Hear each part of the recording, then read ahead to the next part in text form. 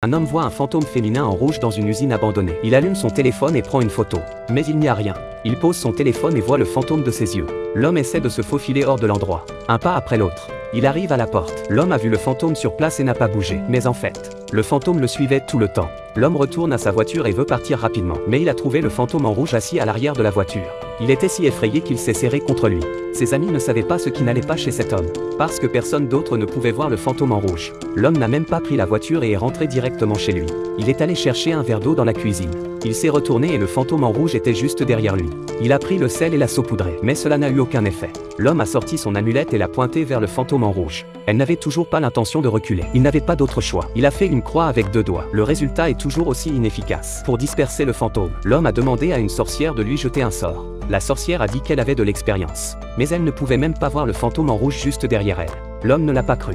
Il s'est donc rendu dans un temple célèbre. Le maître ne pouvait pas non plus voir le fantôme. Pour aider l'homme, il a pratiqué un exorcisme. Lorsqu'il est parti, le fantôme l'attendait à l'extérieur. Il semblait qu'elle ne partirait plus jamais. L'homme a alors imaginé son propre plan. Il renvoie le fantôme en rouge dans l'entrepôt abandonné. Il espère que les choses redeviendront comme avant. Sa vie redeviendrait normale. Quand il est revenu à la voiture, il était dévasté parce qu'il y avait 2 fantômes en rouge à l'arrière. Un homme vient voir le médecin parce qu'il voit des fantômes tout le temps. Mais lorsqu'il regarde en bas, il s'aperçoit que le médecin n'a pas de pied. L'homme pense que le médecin est lui aussi un fantôme. Le médecin explique qu'il est à la mode de porter des pantalons trop grands de nos jours. Ses pieds sont à l'intérieur de son pantalon. L'homme s'excuse d'être trop sensible. Mais il tourne la tête et voit qu'il n'y a pas de médecin dans le miroir sur la table. L'homme a de nouveau peur. Dès qu'il a peur, il jette un autre verre d'eau sur le médecin. Le docteur n'était qu'une image, pas un miroir. Le vrai miroir était de l'autre côté. L'homme a vu que tout était normal dans le miroir. Il a compris qu'il avait encore fait une erreur et a commencé à s'excuser. Le médecin a dit à l'homme de se calmer. Il a demandé à l'homme de prendre son pouls. L'homme a tâté le pouls du médecin et il battait. Le médecin s'est mis à respirer bruyamment parce que les fantômes ne respirent pas. C'était peut-être la mauvaise haleine du médecin et l'homme lui a dit d'arrêter. Mais le docteur a choisi de continuer à faire ses preuves. Il se coupe le doigt.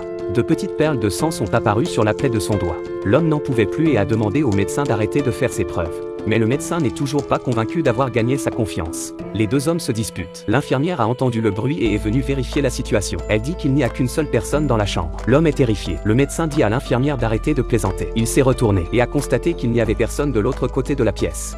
Quand une femme pleure, il y a beaucoup de nouilles qui sortent de ses yeux. Et ces nouilles sont très savoureuses. Il y a quelques jours, Bella a perdu son amour et n'a pas pu s'arrêter de pleurer. Elle s'est aperçue que lorsqu'elle pleurait, il n'y avait pas de larmes.